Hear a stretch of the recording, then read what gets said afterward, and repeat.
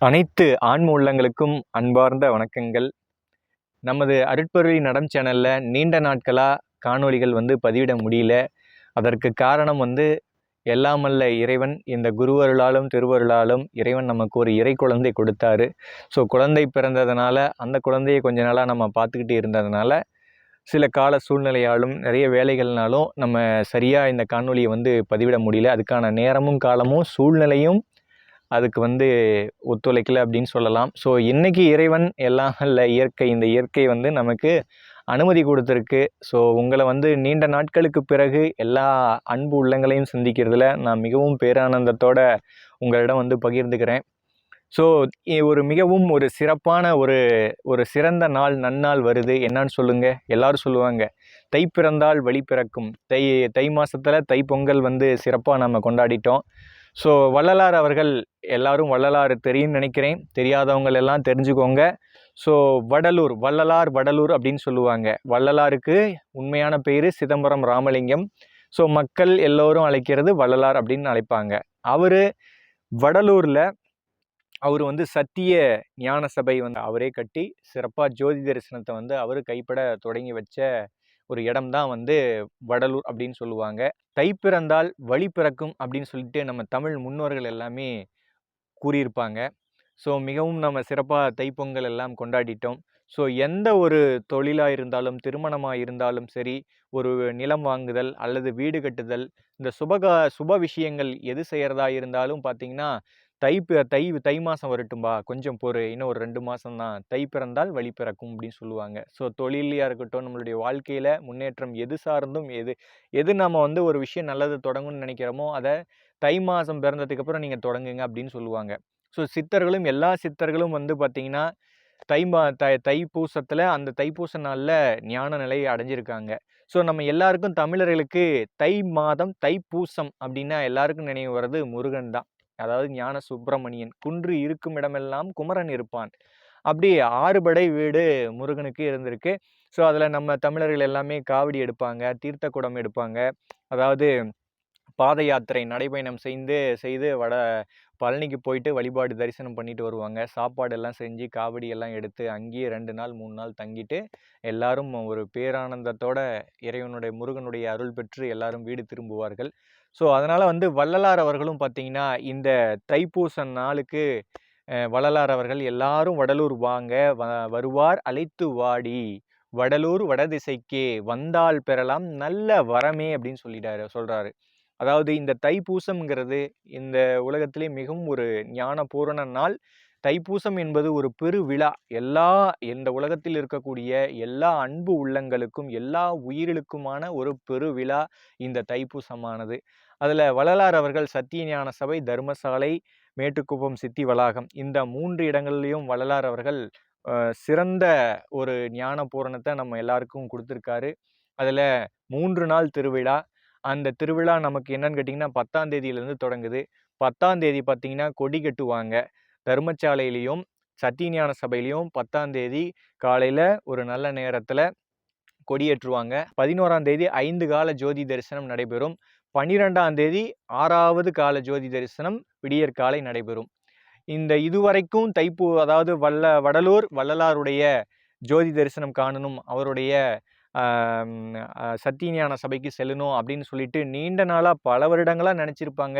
இந்த இடத்துக்கு வந்திருக்கவே முடியாது.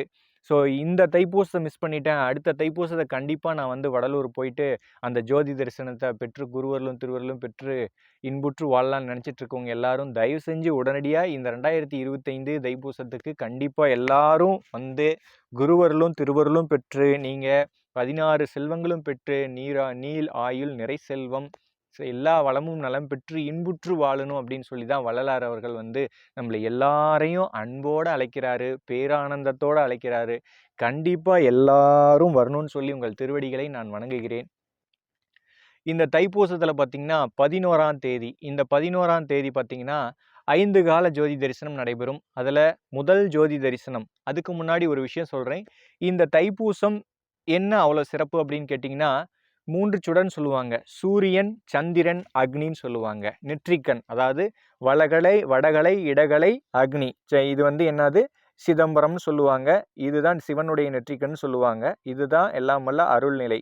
அப்போ இந்த ட்ரையாங்கிள் அக்கு, நம்ம உயிரெழுத்துக்கள்ல கடைசியா அக்கு எழுத்து வரும் இல்லைங்களா, அந்த அக்கு எழுத்து மிகவும் முக்கியமான எழுத்து இல்லைங்களா, அதுதான் நெற்றிக்கண், சிவனோட நெற்றிக்கண். அப்ப வள்ளலார் அவர்கள் திருவருட்பால அகவல்ல குறிப்பிடுவாரு, முச்சுடர்களும் ஒளி முயங்குற அளித்தருள் அச்சுடராம் சபை அருட்பெரும் ஜோதி சிற்சபை பொற்சபை ஞான சபை. ஸோ இதுக்கு இந்த நம்ம ஞான பூரணத்தை நாம எல்லாருக்கும் ஒரு சிந்தனை இருக்கும், இனிமேல் இந்த மனித பிறப்பு வேண்டாம்பா, அளவில்லாத துன்பங்களை சந்திக்கிறேன் அப்படின்னு சொல்லிட்டு, அது பாமர ஏழையா இருந்தாலும் சரி, மிகப்பெரிய கோடீஸ்வர செல்வந்தரா இருந்தாலும் சரி, யாருக்கா இருந்தாலும் இன்னொரு பிறப்பு நான் மனித பிறப்பு எடுக்கக்கூடாது அப்படிங்கிறதுல எல்லாரும் இந்த சிந்தனை எல்லாருக்கும் இருக்குது. ஸோ அந்த சிந்தனையெல்லாம் சரிதான். ஸோ நம்ம பல பிறப்புகளில் வந்து ஆடா மாடா குருவியா 84 லட்சம் யோனி பேதங்கள் சொல்லுவாங்க. 84 லட்சம், அதாவது புல் பூண்டுலேருந்து சடப்பொருள்லேருந்து ஊர்வன பரப்பன நடப்பன அப்படின்னு சொல்லிட்டு, இந்த மனித பிறப்புங்கிறது இதுதான் உயர்நிலை பிறப்பு. இந்த பிறப்புல இருந்து இறைவனுடைய அருளை பெற்று குருவருளும் திருவருளும் பெற்று இனிமேல் பிறவா இரவா கதி பெறத்துக்காக நம்ம பிறந்திருக்கோம். ஸோ அந்த ஆடு மாடு கோழி எல்லாம் என்னன்னா சாப்பிட்டுட்டு தூங்கும். ஸோ அது இதுதான் சாப்பிடணும் இதுதான் பண்ணும் அப்படிங்கிறதுல அது எப்படி வேணா ஒரு வாழ்க்கைய வாழ்ந்துட்டு ஐந்தறிவு உள்ள ஜீவராசிகள் வரைக்குமே வாழ்ந்திருந்த நிலையில ஆறாவது தேகமாகிய மனித தேகம் 6 அறிவு கிடைத்து நாம 7 அறிவு 8 அறிவு 9 அறிவு 10ஆம் அறிவு எல்லாம் அல்ல சிவத்தினுடைய அறிவு பெற்று பிறவா இரவா கதி பெறத்துக்காக தான் நமக்கு இந்த இயற்கை எல்லாம் அல்ல இறைவன் நமக்கு இந்த மனித தேகத்தை கொடுத்துருக்காரு, இந்த மனித பிறப்பை கொடுத்துருக்காரு. ஸோ எல்லாருக்கும் நான் இனிமேல் மனித பிறப்பு எடுக்கக்கூடாது, இதுவே கடைசி பிறப்பாக இருக்கட்டும் அப்படின்னு சொல்லி எல்லாருக்கும் இந்த ஒரு எண்ணம் இருக்கும். ஸோ அதை நாம் நிறைவேற்றுறதுக்காக தான் வந்து நாம் அந்த நிலையை பெறணும்னா அதுக்கான வழிகள் தான் வந்து சித்தர்கள் நமக்கு முன்னாடி இருந்த நம்முடைய தமிழ் முன்னோர்களாகிய சித்தர்கள், உலகம் முழுக்க இருக்கக்கூடிய சித்தர்களும் வந்து ஒரு அறநெறியை வந்து தொகுத்து கொடுத்துருக்காங்க. அந்த அறநெறி தான் திருக்குறளாகவும் திருவருட்பாவாகவும் திருவாசகமாகவும் தேவாரம் திருவாசகமாகவும் அதே போல் பைபிளாக இருக்கட்டும் பகவத்கீதையாக இருக்கட்டும் எல்லாமே வந்து மனித பிறப்புலேருந்து மேன்மையை அடையணும், திரும்பி இந்த பூமிக்கு பிறப்புக்கு வரக்கூடாது அப்படிங்கிறத எல்லா நூல்களையுமே சித்தர்கள் குறிப்பிட்டிருக்காங்க. அதுக்கான ஒரு சரியான நேர்கோட்டில் ஒரு பாதையை வகுத்து கொடுத்துருக்காங்க. அது வந்து திருநெறின்னு சொல்லுவாங்க. அந்த திருநெறி சிவநெறின்னு சொல்லுவாங்க. அப்போ அந்த திருநிலை தனிவெளி சிவவெளி எனுவோர் அருள்வெளி பதிவலர் அருட்பெருஞ்சோதின்னு சொல்லுவாங்க. திருநிலை வலதுகளை இடகளை சந்திரிகளை மாதிரி திருநிலை தனிவெளி சிவவெளி நெற்றிக்கண் சிவவெளி எனுவோர் அருள்வெளி பதிவலர் அருள்வெளியில பதிவலர் அருட்பெருஞ்சோதி. அந்த அருள்வெளியில தான் எல்லாம் அல்ல ஆண்டவர், எல்லாம் அல்ல அருட்பெருஞ்சோதி ஆண்டவர் நடனம் புரிகிறாரு அப்படின்னு சொல்றாங்க. அந்த இறைவனுடைய பேருருளை பெறணும் அப்படிங்கிறதுக்காக தான் இந்த தைப்பூச நல்நாளில் வள்ளலார் அவர்கள் எல்லாம் நம்மளை அழைக்கிறாரு. ஸோ கண்டிப்பாக எல்லாரும் வடலூர் வந்து எல்லாமல்ல குருவருளும் திருவருளும் பெற்று இன்புற்று வாழணும். ஸோ அந்த குருமார்கள் காட்டிய அந்த ஒரு வாழ்க்கைக்கான மனித வாழ்விலிருந்து இறைநெறி இறைவாழ்வு பெற்று பேரானந்தத்தோடு எப்போதும் பேரானந்தமாக இருக்கணும் அப்படிங்கிறதுக்காக நம்மளை வந்து அழைக்கிறாங்க. அதுக்காக அவங்க வந்து மனித வாழ்க்கையிலிருந்து இறை வாழ்க்கை வாழணும்னா அதுக்கு எப்படியெல்லாம் நீங்கள் வாழணும் அப்படிங்கிறத ஒரு அறநெறியை தொகுத்து வழங்கியிருக்காரு திருவருட்பிரகாச வள்ளலார் அவர்கள். ஸோ அதில் திருவருட்பாவில் வள்ளலார் என்ன கூறியிருக்காரு, உரைநடை பகுதியில் என்ன கூறியிருக்காரு அப்படிங்கிறத கண்டிப்பாக எல்லாரும் வாங்கி படிச்சிங்கன்னா உங்களுக்கு உண்மை என்னன்னு விசாரத்தில் புரியும். அதுபோல் 11ஆம் தேதி வந்து 5 கால ஜோதி தரிசனம் எந்த நேரம் அப்படின்னு நான் சொல்கிறேன். எல்லாரும் வந்து ஒரு பேனா ஒரு பேப்பர் அல்லது ஒரு நோட்டில் குறிப்பெடுத்துக்கோங்க. கண்டிப்பாக மறந்துடாதீங்க. இன்னும் நமக்கு சொல்லணும்னு கேட்டிங்கன்னா இன்னும் ஒரு 7 நாட்கள் தான் இருக்குது. கண்டிப்பாக எல்லாரும் குழந்தைகளோட குடும்பத்தோடு வாங்க. எல்லாரும் மிஸ் பண்ணிடாதீங்க. மிகவும் முக்கியமான நாள். உங்கள் வாழ்க்கையில் மிகப்பெரிய மாற்றம் வந்து ஜோதி தரிசனத்தை கண்டு அடுத்த தைப்பூசம் வரத்துக்குள்ளே கண்டிப்பாக உங்களோட குழந்தைகள் ஒரு நல்ல வேலை வாய்ப்புலையும், இதுவரை திருமணம் ஆகாதவங்களுக்கு திருமணம் கண்டிப்பாக ஆகும். தொழில் வளர்ச்சியில் நிறைய முயற்சிகள் செஞ்சுட்டு இருப்பாங்க. தொழிலையும் சரி ஒரு வேலையிலையும் சரி அரசு உத்தியோகம் பெறணும்னு நினச்சிட்டு இருப்பாங்க. நீங்கள் எந்த சிந்தனையாக இருந்தாலும் கண்டிப்பாக வடலூர் இந்த ஜோதி தரிசனத்தை கண்டு அடுத்து 13ஆம் தேதி வந்து திருவரை தரிசனம் சொல்லுவாங்க. இந்த 3 நாள் எல்லாருமே வெளிநாடுகளில் இருந்து எல்லா மக்களும், உலகத்தில் இருக்கக்கூடிய எல்லா மொழி மக்களும், வள்ளலாரை பற்றி தெரிந்தவங்க, அருட்பெரும் ஜோதி ஆண்டவரை பற்றி தெரிஞ்சவங்க எல்லாம், இந்த வடலூர் பற்றி தெரிஞ்ச எல்லாரும் இந்த தைப்பூசத்துக்கு கண்டிப்பாக எல்லாரும் வருவாங்க. மாதம் கண்டு அங்கே ஜோதி தரிசனம் நடைபெறும். அதுக்கு வராத எல்லா மக்களும் இந்த தைப்பூச ஜோதி தரிசன நாளில் எல்லாரும் கண்டிப்பாக வந்து வருவாங்க. ஸோ எல்லாரையும் சந்திக்கிற ஒரு பெரிய வாய்ப்பு கிடைக்கும். நிறைய குருமார்கள் வருவாங்க. ஸோ நிறைய அங்கே அறிமுகங்கள் கிடைக்கும். மிகப்பெரிய ஒரு ஞான பூரண ஒரு பூமியாக வந்து வடலூர் வந்து திகழும். ஸோ மிகப்பெரிய பெருவிழா. கண்டிப்பாக எல்லாம் மிஸ் பண்ணிடாதீங்க. நீங்கள் எல்லாம் வரணும் அப்படின்னு சொல்லிட்டு உங்கள் திருவடிகளை வணங்குறேன். அதனால் 11ஆம் தேதி பார்த்தீங்கன்னா ஜோதி தரிசனம் நடைபெறுற நேரம் பார்த்தீங்கன்னா அதிகாலை 6 மணி, அதாவது காலை 6 மணியில் ஒரு ஜோதி தரிசனம் நடைபெறும். அதுக்கப்புறம் பார்த்தீங்கன்னா 10 மணியில் ஒரு ஜோதி தரிசனம் நடைபெறும். அதுக்கப்புறம் 1 மணி, 1 மணிக்கு அப்புறம் வந்து பார்த்தீங்கன்னா 7 மணி, இரவு 10 மணி. இந்த 11ஆம் தேதி 5 கால ஜோதி தரிசனம் நடைபெறும். அதாவது காலை 11ஆம் தேதி காலை 6 மணி, 10 மணி, 1 மணி, 7 மணி, 10 மணி, இரவு 10 மணியோட 5 கால ஜோதி தரிசனம் நடைபெறும். இது 11ஆம் தேதி 2025 பிப்ரவரி 11/2/2025 அன்னைக்கு 5 கால ஜோதி தரிசனம் நடைபெறும். அதற்கு அடுத்து 12ஆம் தேதி அடுத்த நாள் அதிகாலை சூரிய உதயத்திற்கு முன்பு 5:30 மணி அளவில் ஜோதி தரிசனம், அதாவது நிறைவாக 6வது கால ஜோதி தரிசனம் வந்து நடைபெறும். அதாவது வள்ளலார் அவர்கள் அப்படின்னு சொன்னாவே தர்மசாலை, அதாவது எல்லா உயிரை பசிப்பிணியை போக்குனவருப்பா, வாடிய பயிரை கண்டபோதெல்லாம் வாடினேன் அப்படின்னு சொல்லுவாரு. இன்னொன்று, வருவார் அழைத்து வாடி வடலூர் வடதிசைக்கு வந்தால் பெறலாம் நல்ல வரமே அப்படின்னு சொல்லிட்டு வள்ளலார் அவர்கள் நம்மளை பேரானந்தத்தோட கூப்பிடுறாரு. ஸோ வள்ளலார் அவர்கள் தர்மசாலை நிறுவனார். 1872 தர்மசாலை, 1867 72 தர்மசாலை தொடங்கி அதுக்கப்புறம் சத்தியஞான சபை நிறைவு கொடுத்து, சத்தியஞான சபைக்கு அப்புறம் மேட்டுக்குப்பத்தில் ஐயா அவர்கள் வந்து அங்கே தன்னுடைய இந்த உடலை இயற்கையோடு எல்லாமல்ல இறைவனோடு இரண்டர கலந்த பேருடலானார். அதுதான் முத்தேக சித்தின்னு சொல்லுவாங்க. சுத்த பிரணவ ஞான ஒளி தேகம் சொல்லுவாங்க. சுத்த தேகம், பிரணவ தேகம், ஞான ஒளி தேகம், பிரபஞ்ச பேருடல் ஞான ஒளி தேகம். அந்த அந்த இறைவனோடு இரண்டர கலந்த இடம்தான் மேட்டுக்குப்பம் சொல்லுவாங்க. அது வடலூர், அதாவது வடலூர் சாலை, அதாவது வடலூர் சாலை அருகிலேயே சத்திய ஞான சபை, அந்த இடத்துலயே ஜோதி தரிசனம். அதாவது சாலையிலிருந்து வடலூர், அதாவது நெய்வேலி இந்த ரூட்டு, சேலம்லேருந்து பார்த்தீங்கன்னா சேலத்திலிருந்து நெய்வேலி, அதாவது சேலத்திலிருந்து விருதாசலம், அடுத்து பார்த்தீங்கன்னா நெய்வேலி, வடலூர். அதே போல் நீங்கள் சென்னையிலேருந்து வந்தீங்கன்னா செங்கல்பட்டு, திண்டிவனம், அப்படியே விழுப்புரத்துலேருந்து கடலூர் வந்துடுவீங்க. ஸோ தென் மாவட்டங்கள்லேருந்து பார்த்தீங்கன்னா கும்பகோணம், சிதம்பரம் வழியாகவும் நீங்கள் பயணம் செஞ்சு வரலாம். கன்னியாகுமரியிலேருந்து திருச்சி, தஞ்சாவூர், கும்பகோணம் வழியாகவும் நீங்கள் வரலாம். அதே போல் இந்த பக்கம் வட இந்தியாவில் பார்த்தீங்கன்னா பெங்களூர் வழியாக கர்நாடகாவிலேருந்து நம்ம அப்படியே வேலூர், திருவண்ணாமலை வழியாகவும் வந்துடலாம். ஸோ இப்படி 4 வழிப்பகுதியிலேருந்து எல்லோரும் வருவாங்க. வான்வழி பகுதியிலேருந்து வெளிநாடுகள்லேருந்து வருவாங்க. ஸோ இந்த 13ஆம் தேதி வள்ளலார் அவர்கள் வந்து 13ஆம் தேதி வந்து திருவரை தரிசனம் சொல்லுவாங்க.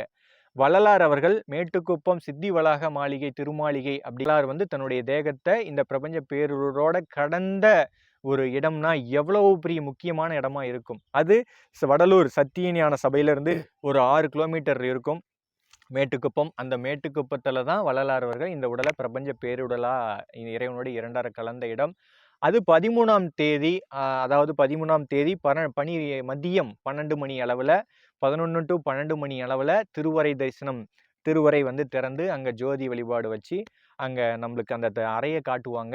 சன்மார்க்கத்தில் இருக்கக்கூடிய சாதுக்களை நீங்கள் பார்க்கலாம், நிறைய குருமார்களை பார்க்கலாம், சிவனடியார்களை நிறைய நீங்கள் பார்க்கலாம். அன்னதானம் வந்து மிகவும் அற்புதமாக பெரிய விழாவாக அன்னதானம் வந்து எல்லாரும் பேரானந்தத்தோட உணவு சமைத்து எல்லா அடியவர்களுக்கும், எல்லா அன்பு ஆன்ம உள்ளங்களுக்கும் வந்து உணவு கொடுத்து பசியாற்றுவாங்க. ஸோ இது மிக மிக முக்கியமான ஒரு திருவிழா. கண்டிப்பாக நீங்கள் எல்லாரும் இதை நீங்கள் கேட்கும் போதே ஒரு பேரானந்தத்தோடு இருப்பீங்கன்னு நினைக்கிறேன். இதை கேட்கும் போதே கண்டிப்பாக உங்களுடைய வாழ்க்கையில் மிகப்பெரிய ஒரு மாற்றம் நிகழப்போகுது. நீங்கள் எல்லாமல்ல இறைவனுடைய அருளை பெற போகிற ஒரு நன்னாளாக இருக்க போகுது. அதனால் இந்த 3 நாள் விழாவை யாரும் மிஸ் பண்ணிட வேண்டாம். ஸோ வந்து தங்கி இருந்து போகிறதுக்கான தேவைக்கு நீங்கள் இப்போ உறங்குறதுக்கு பெட்ஷீட்டு, துணி மணிகள் எல்லாம் நீங்கள் எடுத்துக்கோங்க. குளிக்கிறதுக்கு அங்கே இடம் இருக்குது, நிறைய சபைகள் இருக்குது.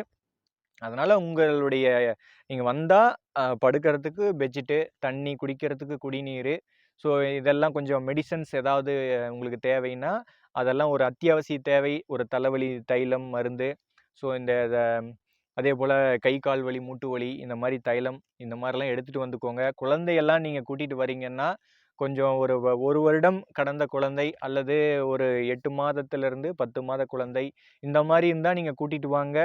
ஸோ வந்துட்டு உங்களுக்கு சொந்த பந்த உறவுகள் அங்கே யாராவது தெரிஞ்சவங்க இருக்காங்கன்னா ஸோ அந்த இடத்துல முன்கூட்டியே நீங்கள் வந்து தகவல் தெரிவித்து அங்கே வந்து அங்கே தங்கிக்கோங்க. ஸோ இந்த 3 நாளும் கண்டிப்பாக குடும்பத்தோட எல்லாரும், குழந்தைகளோட, கணவன் மனைவி, நம்மளுடைய சகோதர உறவுகள், உற்றார் உறவினர் எல்லாரும் இந்த கலந்து எல்லாரையும் சந்தித்து குருவருளும் திருவருளும் பெற்று நீங்கள் இன்புற்று வாழணும். ஸோ இந்த தைப்பூசம் அப்படிங்கிறது பார்த்தீங்கன்னா சூரியன், சந்திரன், அக்னி ஆகிய அருள் 3மே வந்து ஒரே நேர்கோட்டில் சந்திக்கிற ஒரு காலம்தான் இந்த தைப்பூச நன்னாள்னு சொல்லுவாங்க.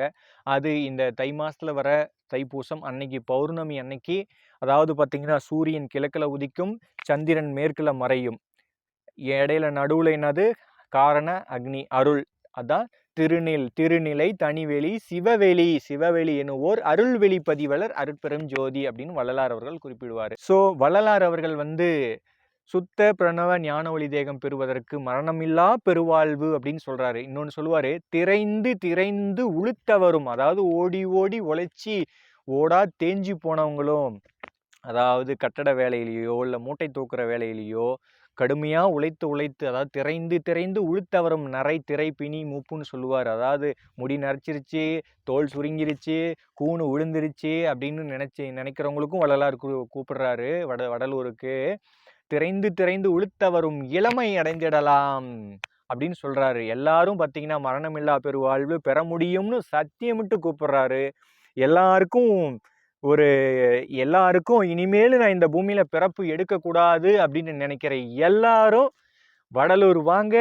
ஸோ சந்திக்கிற மாதிரி இருந்தால் அழைப்பு கொடுங்க. கண்டிப்பாக எல்லாரும் வடலூரை மிஸ் பண்ணிடாதீங்க.